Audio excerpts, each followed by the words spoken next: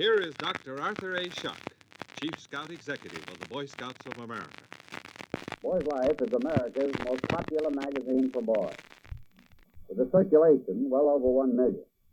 It travels to every corner of the nation and to 43 foreign countries.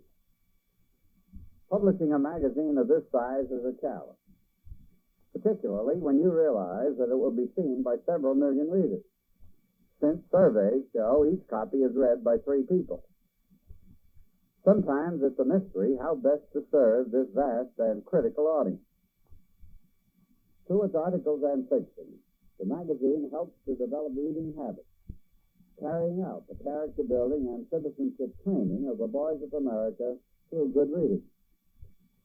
But the mystery of publishing comes after the magazine is printed and circulated, for the editors have no foolproof way of knowing its actual effect on the reader. To clear up this mystery, and to find out the impact of this magazine on a typical American community, photographer Bob Brooks and writer Bob Hood visited a rural community in Indiana. What you will see there actually happened.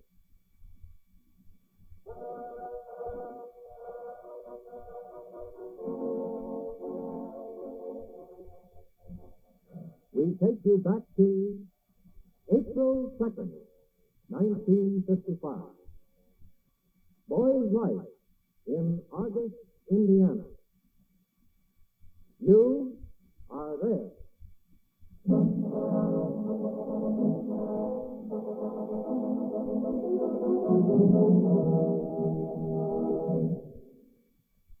Walter Cronkite reporting, April 2nd, 1955. Today, 2 reporters from Boys Life magazine arrived in Argos, Indiana. They're getting a sample of the impact America's largest magazine for boys has on its readers. How are the ideas of a great national magazine carried into the community, into its schools and businesses, into its homes? The Boy Scouts of America, publishers of Boys Life, are determined to know the answers. In these times, the nation looks to youth for supplying that reservoir of moral, mental, and physical strength so vital to the peace of the world. For a first-hand report, we take you now to Argos, Indiana, where reporters Bob Brooks and Bob Hood are at work. All things are as they were then, except you are there.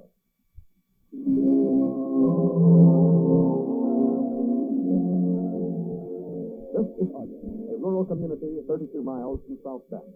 U.S. Highway 31 cuts the diagonal line across the green countryside where farmers raise crops of corn, oats, wheat, dairy products, and beef. The Nickel Plate Railroad parallels the highway, supplying the town's businesses and small industry. The town's population, 1,245.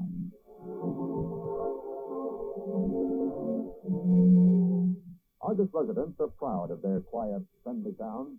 They feel that their churches, schools, and comfortable homes provide an ideal surrounding for a growing youngster. How does Boys Life fit into this typical American community? For a reader, the life of the magazine begins at the mailbox.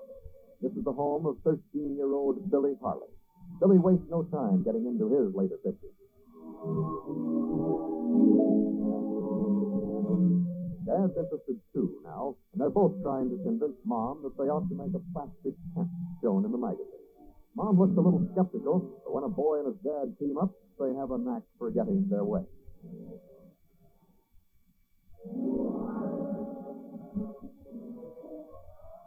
Across town, another family concentrates on some Boys Life fiction. In each issue, they find a variety of stories, from adventure to humor to fascinating tales of life in outer space.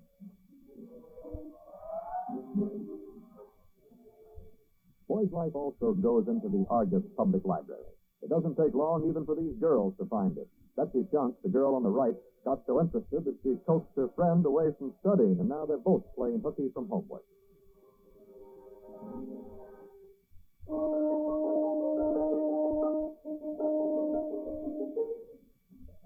The magazine even finds its way into barbershops.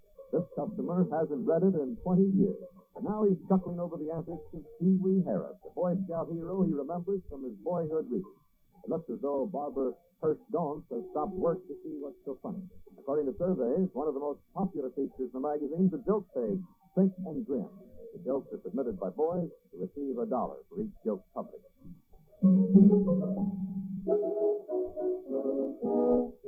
Like other readers, Jimmy Good gets quite a grin from the page.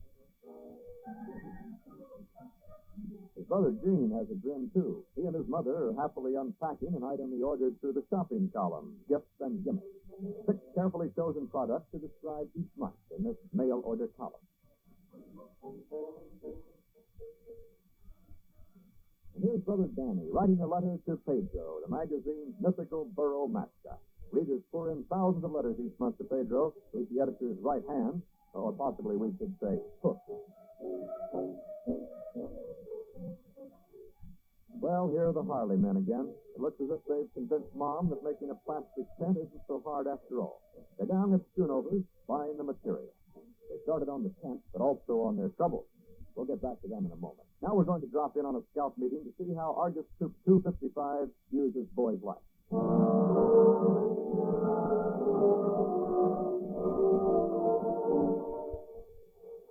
At this troop leaders' council meeting, the junior leaders build troop activities around the scout craft features that appear in the magazine. Here, with the senior patrol leader, Victor Stratton, presiding, they're seeing how this article on the flag will fit into their program. This and other ideas from the meeting spread throughout the troop. For example, at the meeting of the Panther Patrol, scouts practice tying a head bandage, consulting an article on first aid.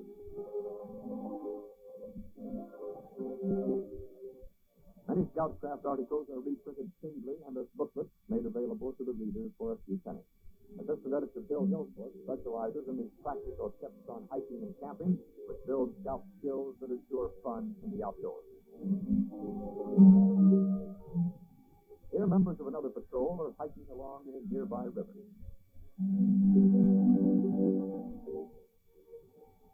Then the Cobra Patrol takes an orienteering hike, using compass and maps to get the lay of the land. They learn how from one of Hillcourt's articles. When it's chow time, they know how to cook a meal over an open fire, too. Boys' Life prepares menus especially for outdoor chefs. The climax for the weekly meetings of Troop 255 is the Scoutmaster's Mess. Scoutmaster Ken Krieger often finds his inspiration in the monthly editorial by the Chief Scout Executive.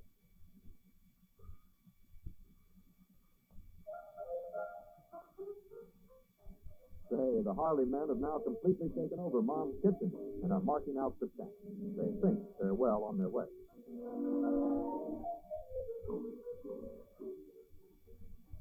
For a look at Cub Scouting, our reporters visited den mother Mrs. Otto Gates and her brood of den 2. They're making colorful costumes for their Knights of Yore theme. Each month, the color section features a project especially designed for the next month's Cub theme. This makes it possible for Cub Scout leaders to plan activities in advance.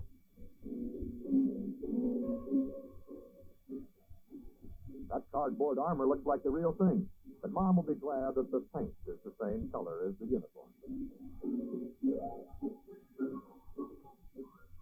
Timothy Potter is now fitting the armor on Sir Lancelot Baird. These bold knights may soon venture forth on their trusty steed down the main streets of Argos. Another den mother, Mrs. Howard Barlow, has an inspiring way of using boys' life. At the close of each weekly den meeting, she delivers a short, inspirational talk. Today, in her backyard talk, she draws on the Bible story from the color section of the magazine.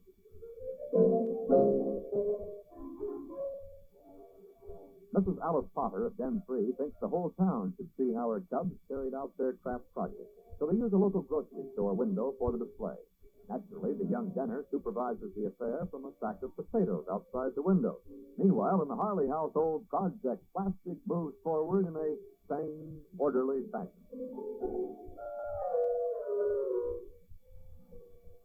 They're cutting out the pattern now. At the rapid rate they're going, it won't be long until the job is done. But that may soon change.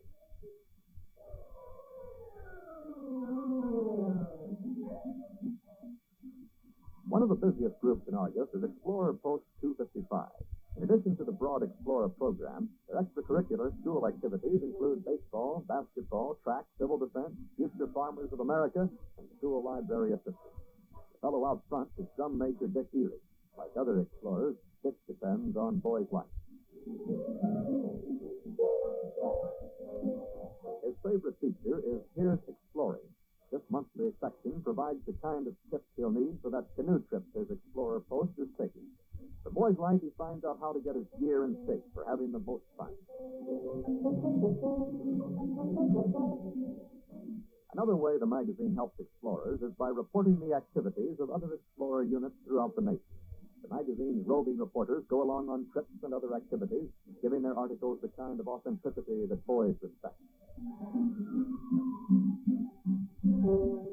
Post 255 pulls ideas from these articles for their quarterly blackboard planning section. Here the gang is voting on a vocation project. With a number of hands in the air, it looks as if these fellows are really concerned about their future. A young man's future may get its start through a hobby.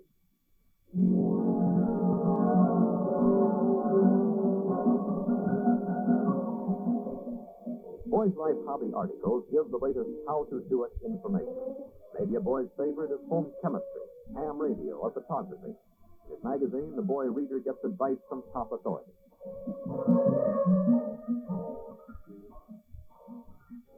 There's a monthly column on stamps, a hobby which often turns into a lifetime interest. And model plane building, which combines fun with skill. Younger readers, like this determined Cub Scout, concentrate on projects like making these Pinewood Derby racers. Many articles are tailored especially for Scouts. Whittling is one of them. Here, Scout Ronnie Houghton finishes a neckerchief slide taken from the Slide of the Month column written by Ben Hunt, one of America's foremost handicraft experts. Toughen Up, another monthly feature, helps readers get into top physical shape with a variety of muscle-building exercises. This backyard atlas is tackling a fingertip push-up. In Argos, it isn't far from one backyard to another. Here, a bicycle gets put into tip-top shape by an Argos youngster. He's relying on a Boy's Life article covering bike care. And an 8-year-old down the block has built a bird feeder he saw in the magazine. The Herman Davis family is getting ready for a mouth-watering charcoal broil. Son Carl and his dad built this grill from a hubcap, one of the many ingenious gadgets dreamed up by craft writer Glenn Wagner. Craft ideas also find their way into the school shop. Sports-minded Bob Grossman, the guard on the high school basketball team, looks forward to articles in his magazine by famous athletes like Bob Cousy, Stan Musial, or Jack Kramer. Or Olympic champion Bob Mathias, whose track article is used by high school coach Bob Heilman to show what it takes to make a winner. The magazine gets into the school classroom, too. Here, Miss Mahoney explains the writing contest to her English class. The annual photo contest with 8,000 entries is another big favorite with readers. Stores often become local contest headquarters.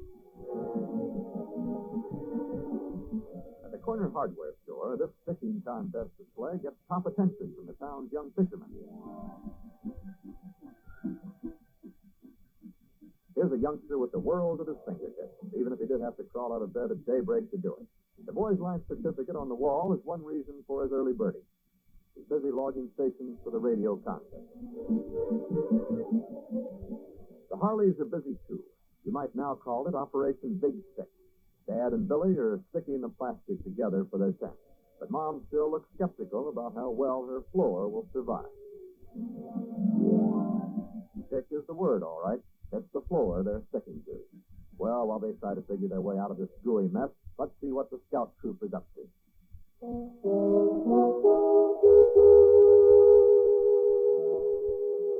County Conservationist Harry Lauer reports that scouts and explorers are some of his best helpers. In Boy's Life, Troop 255 read about the National Conservation good turn of the Boy Scouts and set out to do something about it. Here, Harry gives them careful instructions in tree planting, which is more than merely shoving seedlings into the ground. The trees they plant will grow into a stand of sturdy pine, like the one in the background which was planted 10 years ago. But these scout conservationists do more than plant trees. They help whenever and wherever they can. And when conservation man Lauer stocks the stream, they're right on hand. Pruning trees is an explorer-sized project. These young men also help their younger scout brothers learn good conservation. Cub Scouts get in conservation licks too. At a pack meeting in the Methodist Church, Den 3 sets up a soil erosion kit, which they built from a Boys' Life article. The plot on the left shows how grass holds back the force of erosion. But what about the force of glue? Let's get back to the Harley.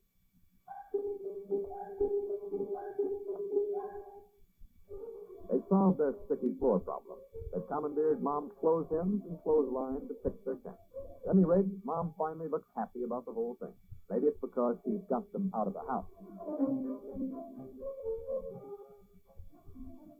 This Mom isn't so happy. She's Mrs. Stokes. Her son Doug has been whacking the labels off the family canned goods. Now Mom can't tell her beans from her broccoli. Doug is after the prizes that readers can get by collecting labels for a redemption plan advertised in Boys' Life. After reading the advertisement, George Morrow thought he'd drop down to the store to see the real thing.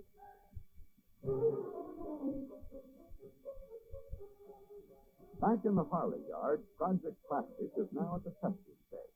Billy is inside the plastic masterpiece to spot any leaks, while Dad sprays the outside. But Billy's no joke. He's wearing swim trunks. While the Harleys make this crucial test, we'll move to a Scout District roundtable.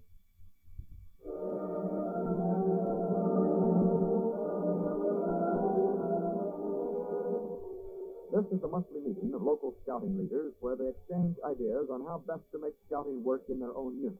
Here, Explorer Advisor Bruce Vanderweel of Post 255 is explaining how to adapt one of the Boys' Life articles to Argos scouting. What kind of men are these who will put Boys' Life to work? Well, they're prominent, respected citizens brought together by their interest in the American boy. They're men like District Chairman Herschel Umbaugh, public accountant. Businessmen from all of Marshall County consult him on tax and accounting problems. Or Explorer Post Committeeman James Monahan on the right. He's a Nabisco salesman and past commander of the local American Legion post, which sponsors 2 scouting units in Argos. Scouting often filters into his talk. Along with it, talk of Boys' Life. Then there's Neighborhood Commissioner Morris Ely, manager of the town's sawmill. Active in county affairs for years, Mr. Ely takes his civic responsibility seriously. On the right, Post Committeeman Otto Gates, an automobile dealer, is another conscientious worker in community affairs. Here's Ed Drapelik, the grocer and assistant advisor of Post 255. It's amazing how much scouting goes over the counter along with the groceries when scout mothers come in. On the right is Cubmaster Coleman Halpert, assistant superintendent of the Indiana Metal Products Corporation. Rural mail carrier Ed Lloyd is a post committeeman. Each month when Boys' Life arrives in Argos, Mr. Lloyd finds a lot of things in the magazine to discuss with parents along his route. And here is Mr. Scouting of Marshall County, Circuit Judge Alvin T. Marks, an outstanding leader in scouting and other youth work for more than 40 years. One of the many recognitions he has received is the Silver Beaver, one of scouting's highest awards for distinguished service to boyhood. These are the men you find at the round table, the men who make scouting and Boys' Life work in the community. It looks as if Project Plastic is a success. The tent has passed all tests, and Billy is giving the okay sign to his dad. When a father and son work together on a project, you can count on success. And the tent will come in handy when Billy makes those overnight hikes with Troop 255. Here again is the main street of Argos. You've been in the homes, the schools, and the businesses. You watch young Americans carrying out the ideas and the ideals of the Boy Scouts of America as portrayed in Boys' Life magazine. You've seen the impact of Boys' Life on a typical grassroots community, the kind of effect that helps build a young man into a responsible American. Typical are these explorers from Post 255, carrying out their daily service project of raising and lowering the flag on Main Street. The sun is set in Argos, ending our day in hometown America. What sort of a day was it? A day like all days, filled with those events that alter and illuminate our time. And you were there.